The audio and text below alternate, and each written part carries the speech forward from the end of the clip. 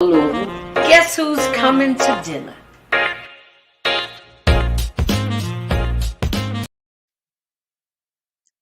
Well, hello there. It's been a while, but guess who's coming to dinner? We're back. Derby's over. Birthday's over. I had to take a little break for myself. I'm a hard working woman, and I'm at the time in my life where I need to work smart, not hard. You know what I mean? So tonight, I've got something special. Um, I'm going to be tonight and Friday. I'm going to be trying to move into the area of what this month is all about. And actually, this month is Mental Health Awareness Month. So, Black folks don't like to talk too much about mental health.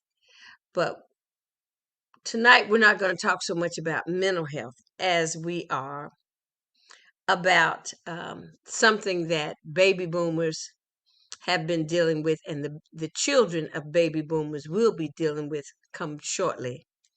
And that is caregiving. And I have a very knowledgeable young lady and a wonderful friend of mine, Miss Brunhilda Currington. Miss Brunhilda, how are you, darling? I am well. How are you, my dear? Well, I'm rested. I had to take a break.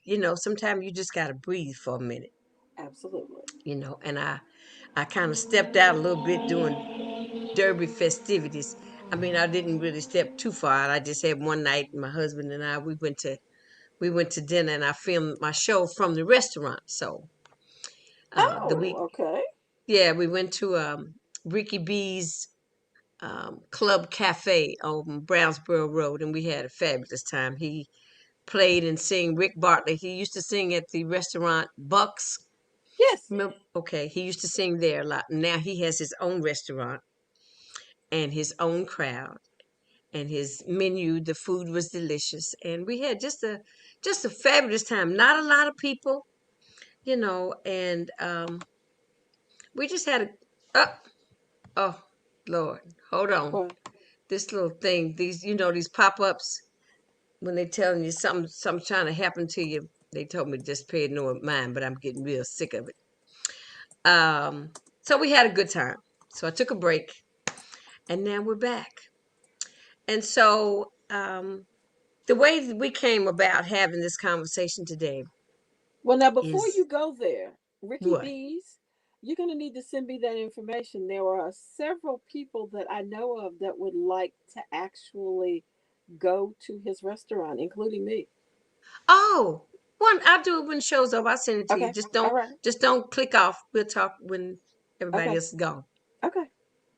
So Brunhilde and I have a few things in common. One of them is that caregiving, and we were together. I don't know if Brun told you, but she's multitasking. She's doing I a hear podcast talking. as well. No, you don't. And we were having a conversation about, that I was my mother's caregiver, and you were your mother's caregiver, right? Hmm. Okay. And my So, husband's at the same time. oh, she's double fisted. She's sure enough chocolate con. I am every woman. Um, but we thought we were talking about that, and then we went into single people, about how single people with no children function. But first, we're going to just start with the caregiving part. Um, when someone is getting ready, a parent is getting older, Brunhilde, and they're getting ready to have to take on that responsibility, Hmm. because I think most of the time, most of us really don't want to put our parents in any type of facility. I didn't want to, Hmm. because I think that just cuts the whole mental thing, takes them out. Sorry, I think it just does. So, um, my mother had dementia, And so I just thought Mama was really just kind of short circuited because sometimes she'd be listening to our conversations and she'd make comment and she'd be so on point. And we would just look at her and say, "Oh, okay, somebody's on top of it today." And she would look at us as if to say, "I hear what y'all saying and I know what you're talking about."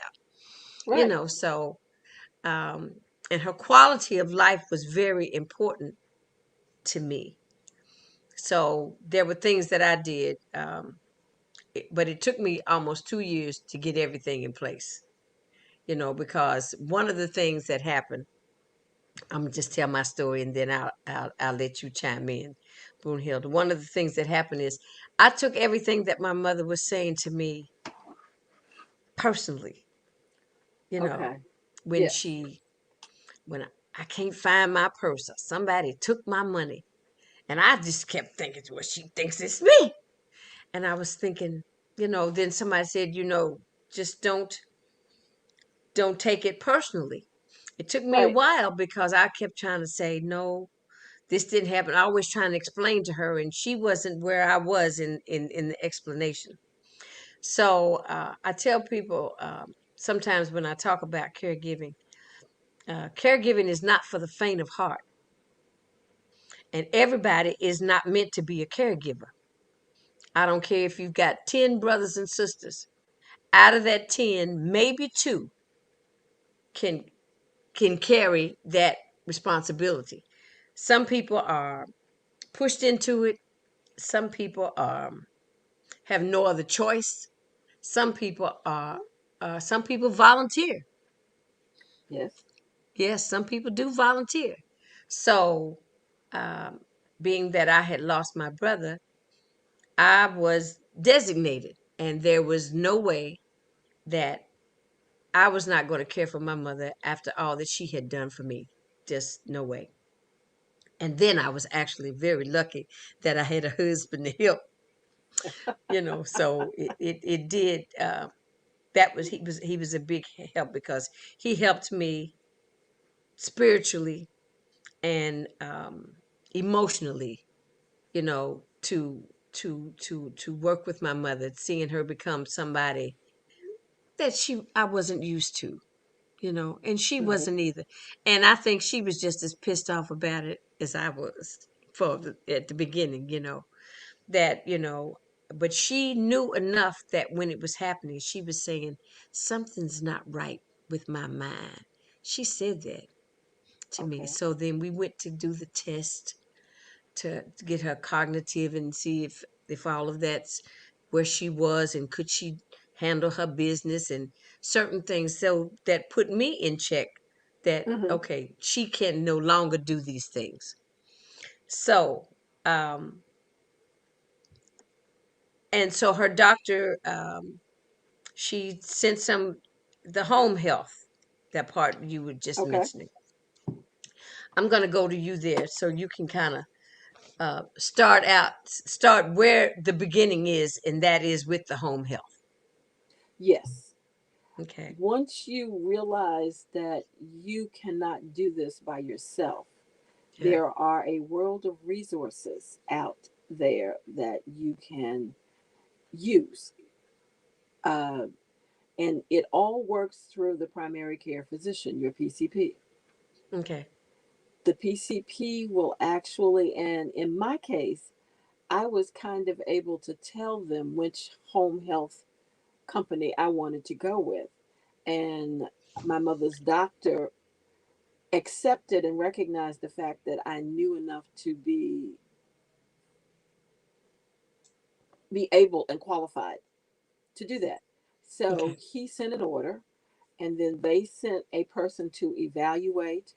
But the best thing is with home help, you get a social worker, you get a nurse, Right. you get a bather, and you get occupational and physical therapy. So you Right. get everything that you need for your loved one. Right. And it can be done in home. And you don't have to do that. That's a little time that you get to yourself. To yourself. Right. And then for respite care, you mentioned KIPTA. So I was able to get 8 hours a week of respite care for my mother, and I had it broken into 4 hour, 2 afternoons, 4 hours each. Okay. So I would actually be able to go out and do something, or just not have to be concerned about getting her lunch or combing her hair or either even bathing her for that Right. period of time. Right. And I took care, my mother actually lived with me from Okay. 1976 until the day she drew her last breath in Okay. 2015. So I did not have the issue that others of my friends had, because I tell my cousin all the time she's going to have a terrible time with my aunt, because she is a very little independent lady. And if she ever gets to the point where she can't do for herself, she's probably going to give my cousin a fit about having to give up those choices and Do you do think those Miss things. Emily wasn't an independent? Oh Lord! I mean, this is Miss um, go jump in her car when they were open. What was the shopping center across the river? Value City. Valley City. She used to go twice a week, and she'd walk around twice. She said that was her exercise. While she was shopping, though, she was Oh, really really? shopping. That was her exercise. I Or see. just to Okay. go to the Walgreens. I mean, my mother was, she's in church clubs, and she's in Mhm. Ebenez, and she's in the Aton. So she's in two social clubs and one church. Mhm. So for her, not to be able to come and go as she pleased, because she asked me who made me the president. I said, well, I don't know, but I think I'm having to stand in and be the president, because then now I'm telling her what to do instead of her telling me what to do. They don't like that.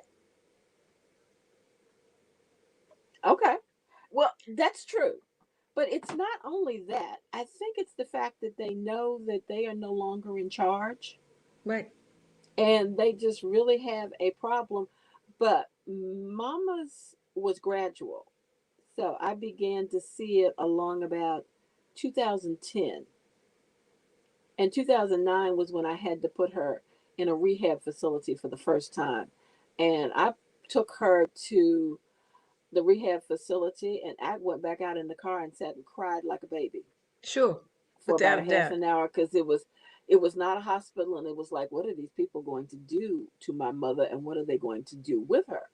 Right. So, in recognizing that she was now in a system with social workers and case managers, the next day I went in and I got very close to her ear, and I told her, Karina said, I am not in charge, and you are not in charge. The social workers and the case managers are in charge. We want you home by Christmas. Therefore, you need to do everything they say. And then I went, do you understand me? And she looked at me and said, I said, so we have a plan. And when I saw the caseworker, I said, the first meeting that you have, and the caseworker said, well, we were thinking, and I said, well, we have a plan. We think she can be home by Christmas. And they went, really? And I went, I think that'll work. By December the 23rd, I was packing girlfriend up and taking her home. Okay. Okay. So Because I had compliance from my mother. She always allowed me and realized that as her caregiver that I was doing the best I could for her. right. Well, that's one of the things that um, while my mother was lucid, she said to me, she said, if I ever get to the point that I can't take care of myself, she said, you are not cut out to be a caregiver. This is what she said. She said that she gave me permission to put her in a nursing facility, but just to come check on her and make sure nobody was mistreating her. Hmm. And when she said that to me, that's the first time that I knew, that it dawned on me that that's what I was going to have to do, that I was Right, going to have to become my mother's caregiver, right, because there was no way that I could see, putting my mother in a facility. It just didn't come into my psyche that And I think it would have taken my mother out just immediately if she knew she was somewhere and not at home, where she was loved and pampered and was the queen bee, you know, Right. because my And mama had to be the queen bee. well, and So, then I also realized that my mother would not take this well because her mother spent her last days at a nursing facility. okay. And I had to convince my mother to come home from New York because we had come home for that weekend. It was a New Year's Eve weekend. And I had to convince her to actually go see her because she really didn't want to. And I said, Mama, you have got to. And when she went, she was not in the best of shape. Hmm. And but I think she's glad because she passed away the following weekend. Oh, So wow. it was really fortuitous that we actually went there. And having seen that with her, I was going to make it my business to, if it was humanly possible, not to do that for her, Right. was to Right. keep her at home in her house where she could draw her last breath whenever there was. And she did. So now you talked about home health. And for people that are listening, because, it took me a while to find out. I mean, I got the home health from the primary care doctor, Uh right? huh. I don't know if you remember Fran Thomas. I do. Okay. Well, Miss Francis she was very helpful to me. She was kind of Okay. guiding me. So Okay. one thing she called and told me is that to get my mother, her preference was a doctor within the Norton system. Okay. Okay. So, because my mother didn't like her doctor anyway. She says he had never touched her. And she says, I just don't like him anymore. She Okay. says he takes my blood pressure and puts that thing on my back, but he has never put his hands on me. So she said that wasn't good enough anymore for her. Okay. So, but that's when we started doing some testing from him. But anyway, I found her. I went to what's the place up on Preston Street, and it's for geriatric. It's Geriatric Association. It's an association of doctors for older people. Oh, okay. in I in wasn't that aware of building this. right there on the corner of Preston and Chestnut. Oh, it was on the first floor, and Okay. that's where I took her. And they gave her a test. She had to take the test, and she wasn't doing really well on the test, and she didn't like that she wasn't doing well on the test. And and I couldn't be in the room with her. That wore me out. So. And when she told the man that she was tired, she told the doctor she was tired. And then we had to go back another day and try it again. I asked, I said, you want to try it again to see just where you are? But that's when I found out what she wasn't able to do anymore. Mm-hmm. Okay. So I want to share resources with people as we're talking. Okay. Their parents have a primary care doctor. But when we talk about home health, I'm going to mention a few, and then you can tell maybe about your experience with the one that you use. Okay. Some of the names of the home health companies are Care Tenders, Baptist Home Health, Encompass Home Health, Kindred at Home, and VNA. V is in Right. Victor, N is in Nurses Association. It's actually, what does it stand for? Volunteer Nurses Volun. Association. I want to say it does, but It that does sounds stand almost for too easy. volunteer, I think. Volunteer Nurses Association, Yeah. and they were the first group that ever came to the house. They Okay. came for both George and for Mama, and Okay. VNA is very good. VNA is historically probably the first, Okay. and they Now the have, other one is the one that you said that you use is a Medicis. yes, Okay. Amedisys is probably has come along after VNA. Okay. They they Amedisys possibly has more components than VNA. Oh, VNA okay. does have, I know, I'm aware of, in 2006, I was aware of VNA having nurses, physical therapists, occupational therapists, and speech therapists. But I Oh, okay. wasn't aware that and they had nurses simply because I believe they are a nurse based organization. Okay. But I was not aware that they had bathers and maybe not even social workers. Now, when you say bathers, now I get that as being home aides, Yes, a it homemaid. was Okay, somebody that so came in twice a week and right. actually gave mama a bath. Okay, so those are normally called home aides. I had a home aide through KIPTA Okay. where they gave me the I had 6 hours of respite a week, and so I put them into 2 days. Mm-hmm. She fixed my mother's breakfast. She bathed my mother. She changed my mother's bed. She dressed my mother, Mm-hmm. and she gave my mother her medicine. Okay. Okay, even though my mother really didn't take medicine. Now I Um, had that twice okay, because when I say bather, a medicist actually had someone that was a home health aide that would right. come twice a week and bathe mama and just bathe her. She would That's bathe all her that they and would do. she would bathe her and put clothes on her. Put her clothes on, right? Right. And then I also was able to have that through respite care with Kipton. Okay.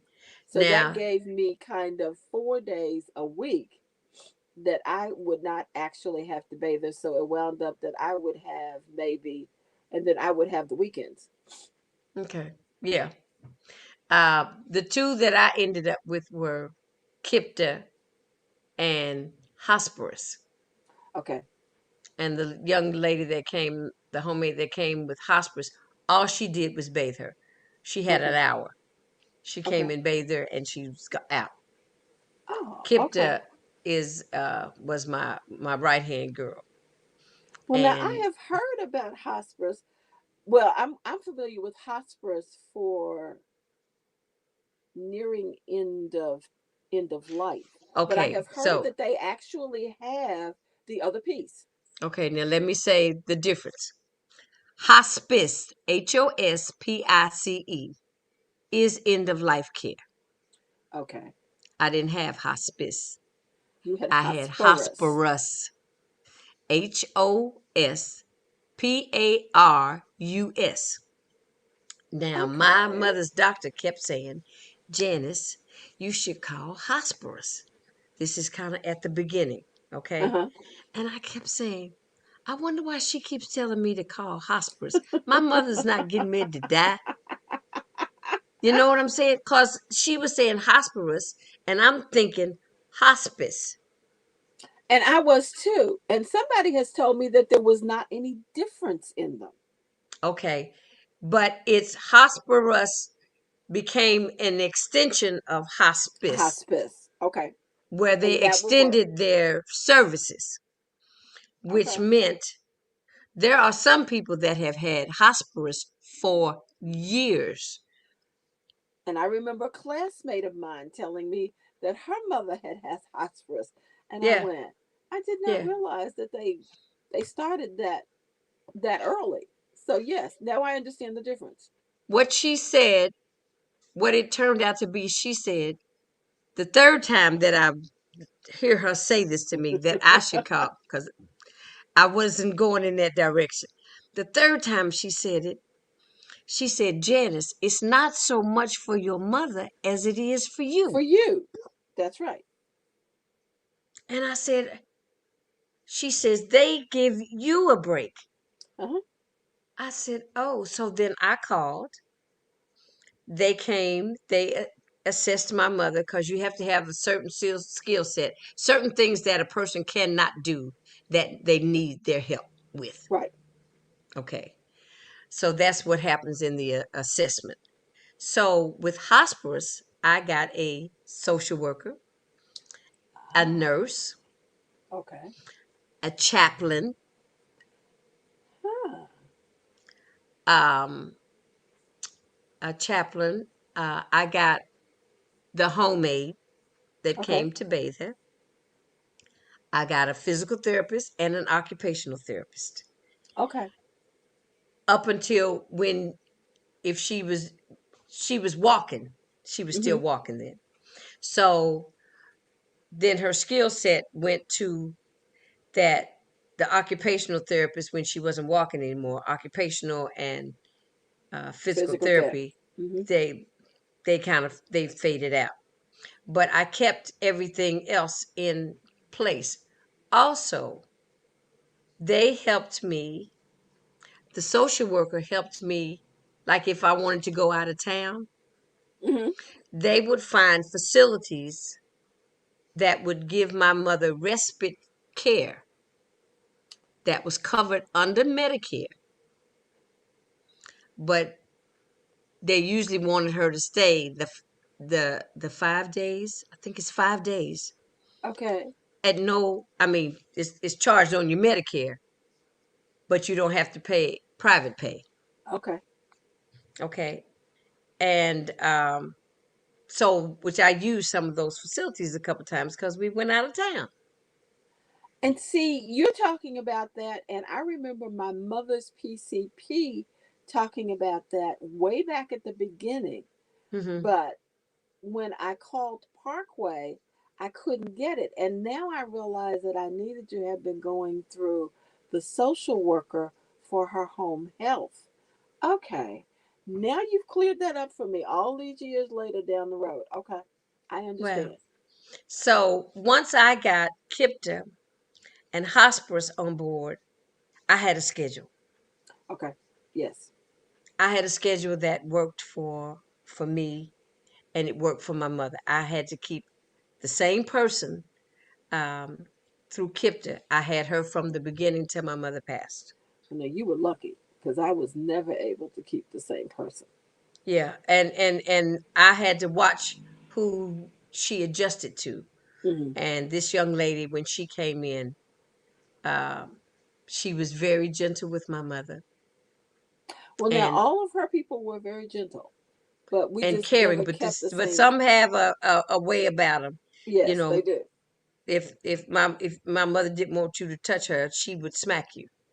I mean, she smack you.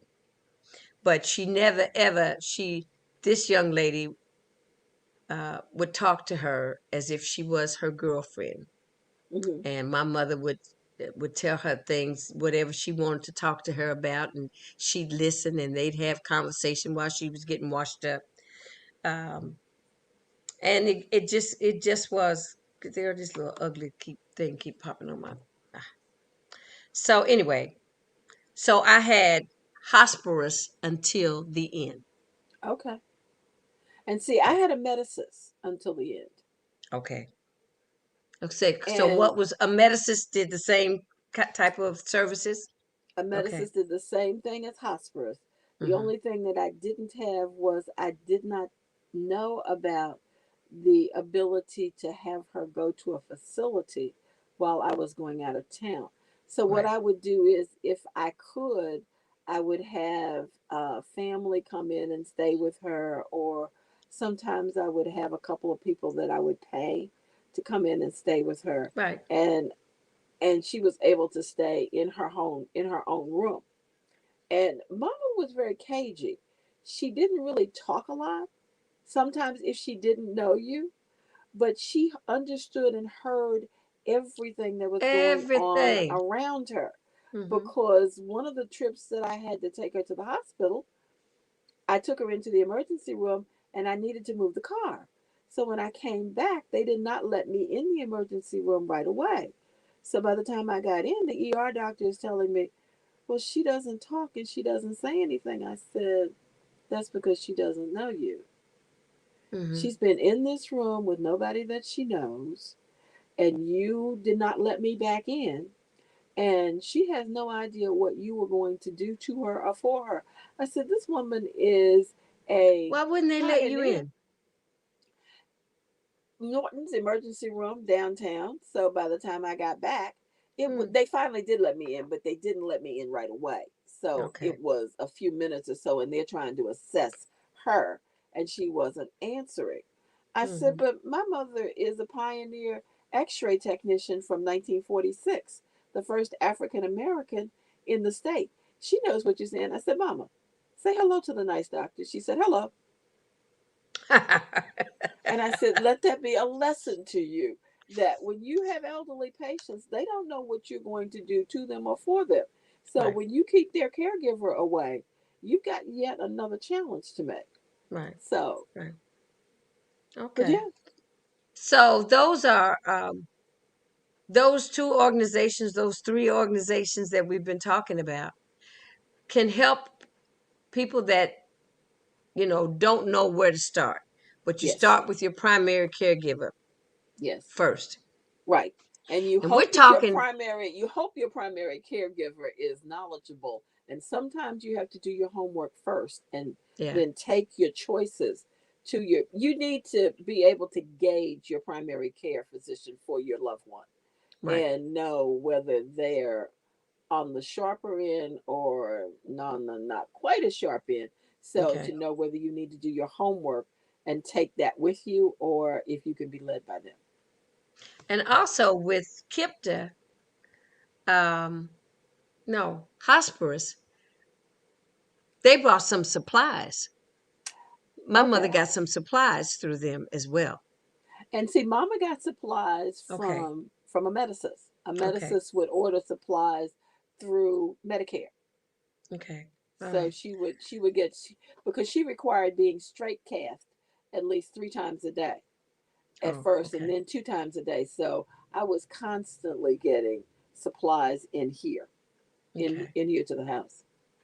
So it's like, the whole hospice situation. Um, I always wanted to go around to churches and tell churches, just have this conversation that we're having Hmm. for baby boomers that are taking care of their parents, and then for the children, for our children. I mean, I don't have any, but the baby boomers' children Hmm. that may end up having to take care of the baby boomer, and to let them know. So because it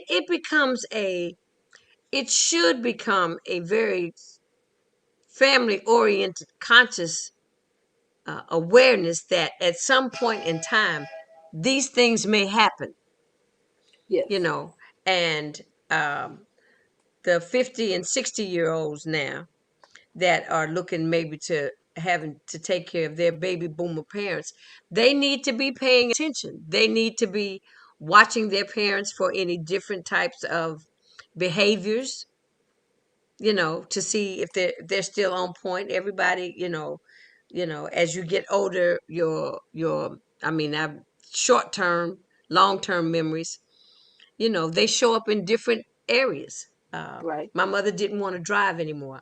I'm glad I didn't have to have that fight.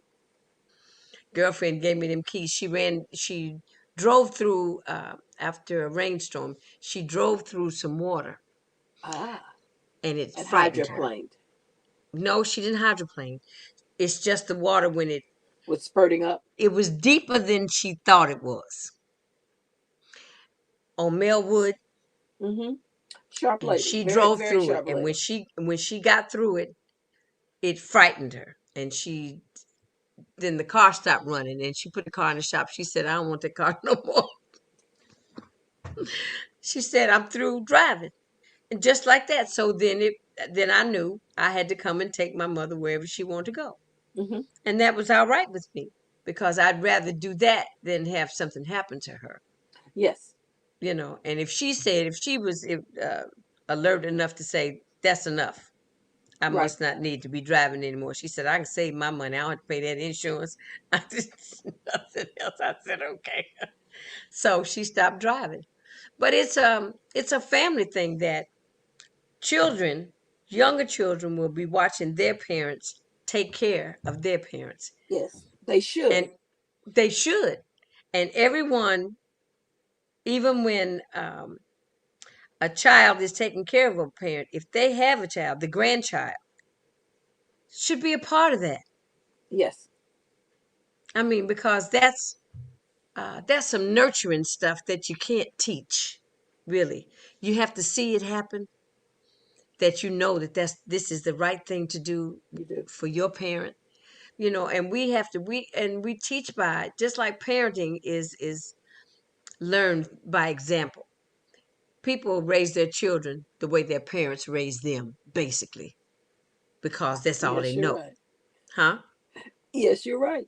Yeah, that's nobody got a book about my mother didn't my mother's mother died when she was 7.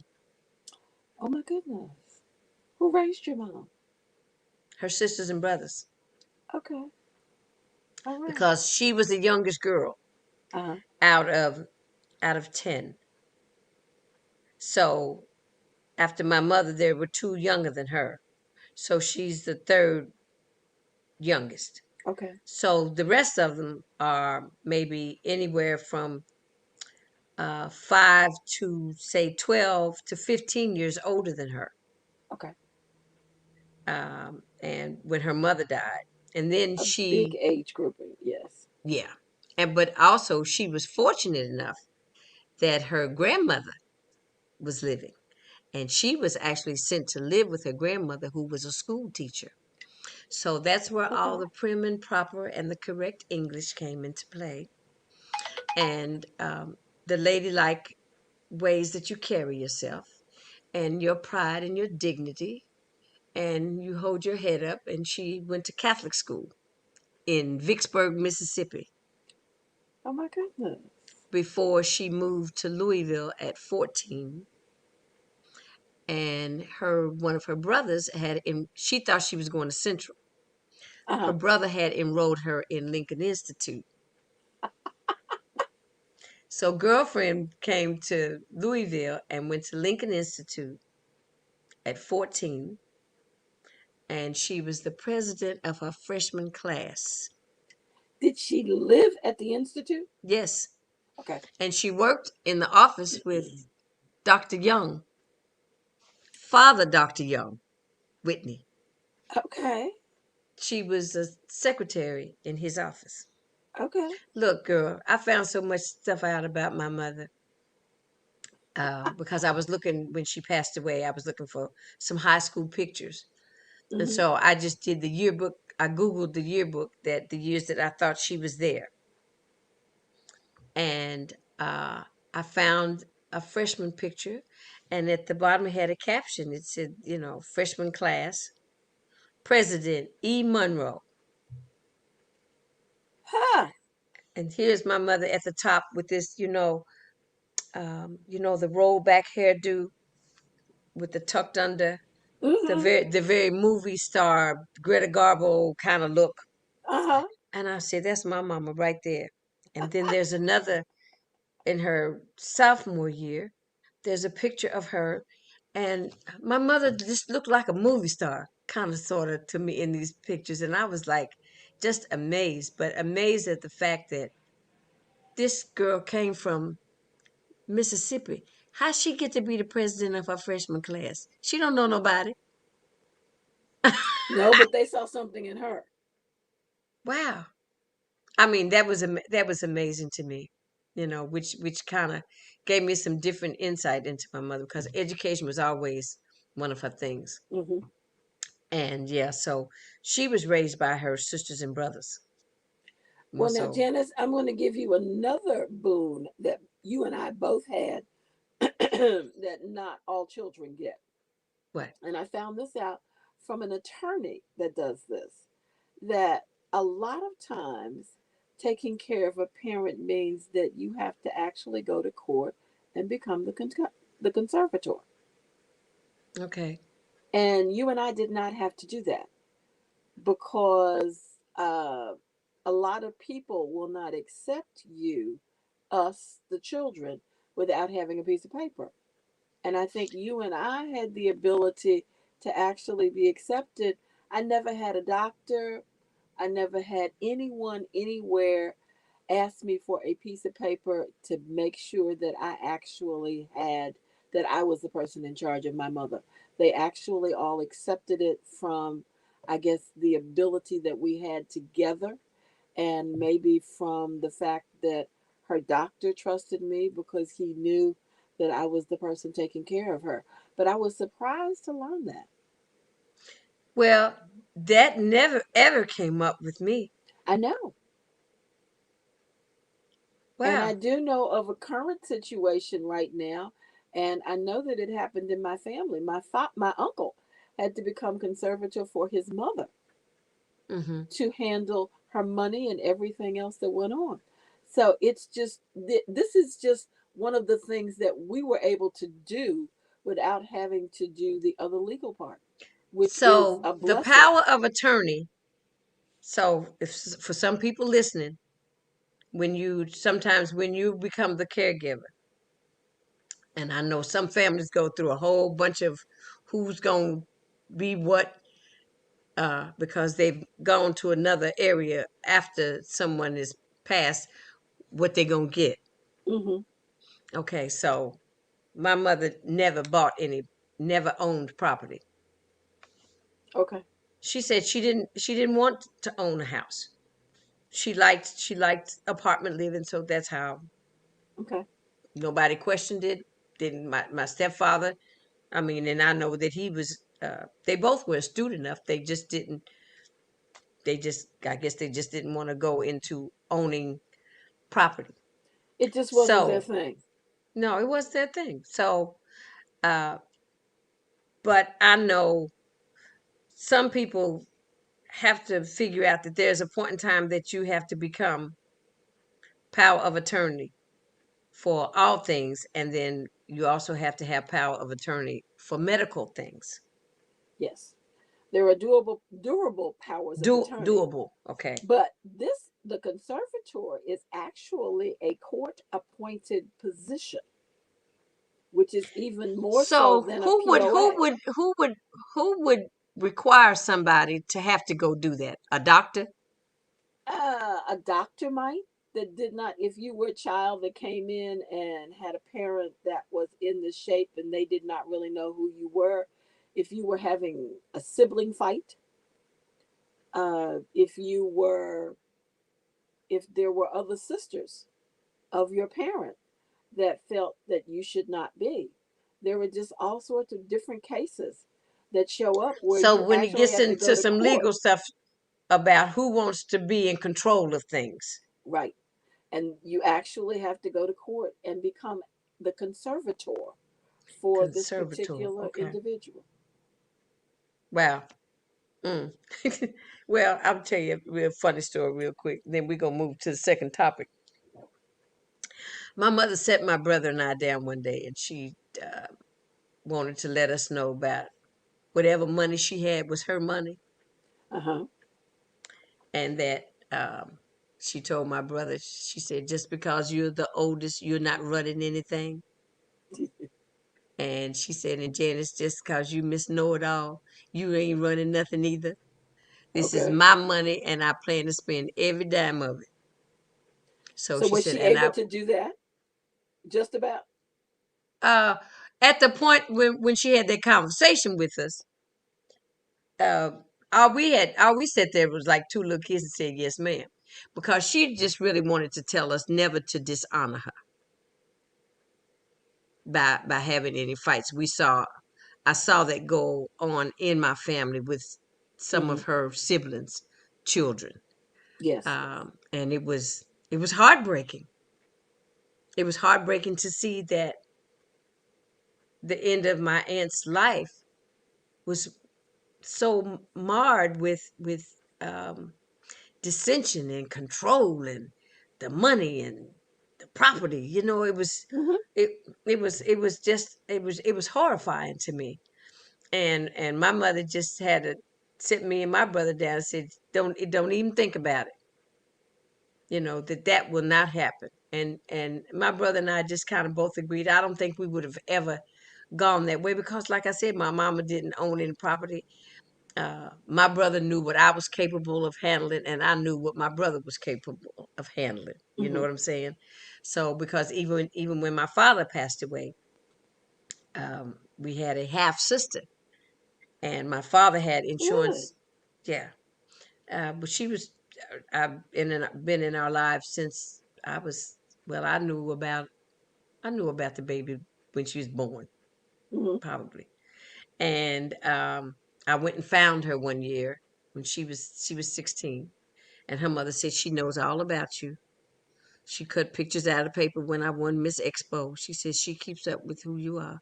So I wanted to get to know my sister, so we became close. She came to live with me in Las Vegas. Okay. So when my father died, he had insurance on me and my brother. But I told the insurance company to cut the check 3 ways. So everybody got an equal share. Okay. You know what I'm saying? Because I knew that that's what my daddy would have wanted me to do. Right. So um, so that's about the caregiving and getting older and who's in control. Now we're going to switch to not so much the caregiver, but those single adults that say don't Have have no children, children. have Yes. no children. Okay. Yes. I'm a single, well, I was a single adult. As married now, uh, but I have no children.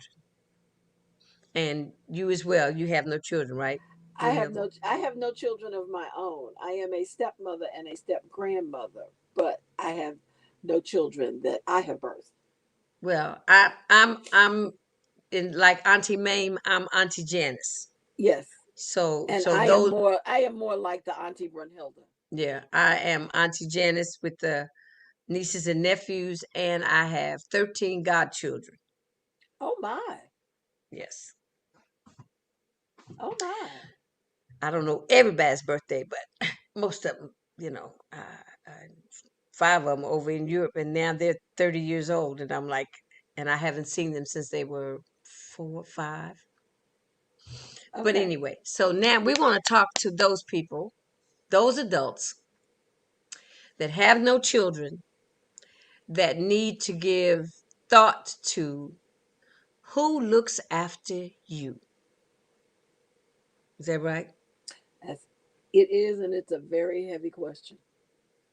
It's like you might have nieces and nephews, but is there someone that if you should become ill or unable to take care of yourself, who is going to look after you? Have you thought about it? I have thought about it and I have not really voiced it. And I actually probably need to talk to my godchildren Okay. and find out if they might be. I just don't. They would be the only people that I would think about that. And that is a question that pops in my head every now and again Yeah. because I realize I do not have anyone. Well, I'm like you. We had this conversation with each Uh-huh. other, and that's what brought about this show that we were talking about that, saying, you know, I said, I don't really know. I know I've got 7 nieces and nephews. I got 2 nieces and 5 nephews, but I don't know. No. I mean, I've never asked them. Um, and godchildren, I don't know. Um, I and it's something that leaves you almost speechless. That you say, well, if something were to happen to me, I mean, while I still have my husband, um, I know he would look after me. But um, what if something happens to him and then there's only me? Because right now, I'm the last one in my immediate family line. Everyone And else is that's what I gone. was just realizing when you told me that your brother had passed away and I went, I think Janice is the last person in her immediate I family. am. I am. My father's gone. My mother's gone. My brother's gone. Okay. My sister's gone. My stepfather's gone. Just that whole gone. So, like when my mother passed away, I told my nieces and nephews, I'm it. And that has a lot to do. I gave the little speech to them. Um, there's a thing about in our families, especially African American families, that it used to be set in stone, and that was honor. You Hmm. honored your aunties, you honored your uncles, you honored your grandmother, you honored your parents. I don't know about that so much anymore. I don't I know. don't either. I don't know where that honor comes in to play anymore. Um, it doesn't have the same priority or importance that it used to have. Do you think it does? I don't, and I don't think that it has the same priority and importance with the generations that are coming behind us.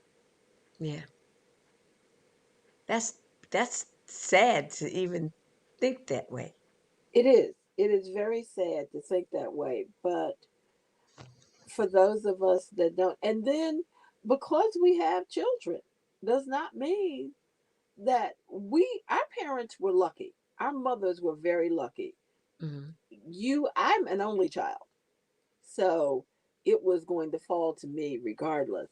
Right, And it fell to you more because your brother was gone, as right, opposed to you and your brother sharing the yoke.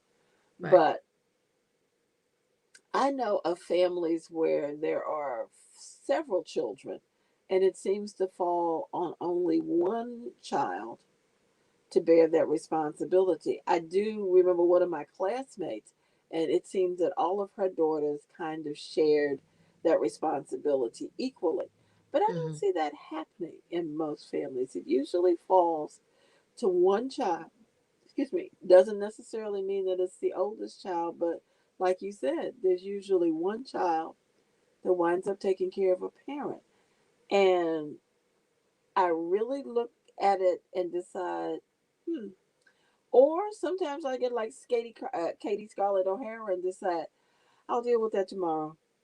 There's Oh. always tomorrow. Yeah, it was deep because like you said, you thought about your godchildren. Um, I don't know. I have maybe, I'd say I really have one godchild that I'm close enough to. Hmm. Um, but then it's not so much that godchild that I think about, because I do think about my nieces and my nephews. These are my brother's children. Hmm. I am Auntie Janice. Yes, you are their last connection to a family, Right. or at least on his side. On their On father's their side. father's side, Right. on their mother's side, I'm assuming they have more family, but on their Right. father's side, you are it. So they would think you would think that they would actually be taking care of Auntie Janice, but Auntie Janice and Auntie Brunhilda, I guess it's a conversation we're going to have. Hmm. And see, I have no nieces and nephews because Cause you're I an was only an child. I'm an only child. Wow. Wow. And that's a whole different situation than mine. A whole different situation. That is Wow. an interesting different situation. But the point where we're trying to get to is those people that are in the same situation as you and I Need to start thinking uh, about it. Need need to at to start least start thinking about it. thinking about it. If there's somebody in your family that you can have that conversation with, that you trust Yes, would do right by you, because see, doing right is doing right by you at least while you're living, absolutely. because you cannot make people promise to do right by you once When you are you're gone. gone. I mean, that's deep. I didn't know we was gonna get this deep, Brunhilda. Look, But I but I do mean, have it's to something to say, think about. that luckily I had an aunt that I think it had husbands, but by the time she moved back to New Jersey, she didn't. But her sister and her niece took care of her until she drew her last breath. Yeah, So I think my Aunt Edith had that kind of family honor and that kind of family duty. And she yeah, was the last one of 11. to go. Wow. My father Wow. was the first one of 11 to go, and she was the last one. And she took care of whatever it was that she could do for all of her sisters and brothers before she herself got ill. But I remember distinctly that she basically reached out, brought Geneva into her house, and took care of Geneva. And Geneva was a diva, a Okay. real full fledged diva. Well, now I'm gonna say this, and we're gonna kind of bring this to a close. But for Mother's Day, I have a little cousin, and she's like 16, and she lives in Chicago, and she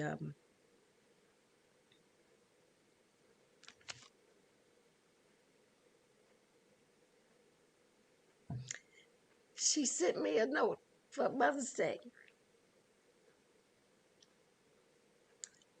I used to have an aunt that had a connection like me and my little cousin Uh huh.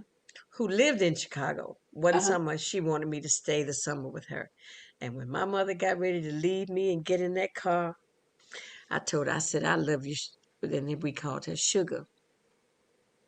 I said, I can't stay. My mama's leaving and I got to go. Ah, but this little cousin um, sent me a note to say she knew that was probably a hard day for me because I didn't have my mother. Oh, I that's thought that sweet. was so thoughtful, It was. you know. But it's those kind of people. Yes. It's that, and she's 16. Yes. And see, That's there that was thought. one of my godsons that actually sent me and said Happy Mother's Day, Yeah, God yeah, lady. And I had a number of sorors that reached out and said, Happy Mother's Day. So yeah. The it made a sorors. Oh, difference. and I think it will probably maybe even be a soror. Yes, it Somebody might. said that I'm over here by myself. Come on over here with me, and Yeah. we'll figure it out. Look, I am through. I This was not a part of the show, but thank you so much for having the conversation with me. And maybe You are we quite can, welcome. maybe it kind of push people to have these conversations. Single people to have them. I hope it Children does. of that still have their parents that may have to become caregivers. Right. You know. So okay, it's dinner time somewhere. Bon appetit, my darling. And I will talk to you soon. Um, It has but been thank my you for pleasure. being my guest. Tell George I said hello. I will. And please tell your husband I said hello.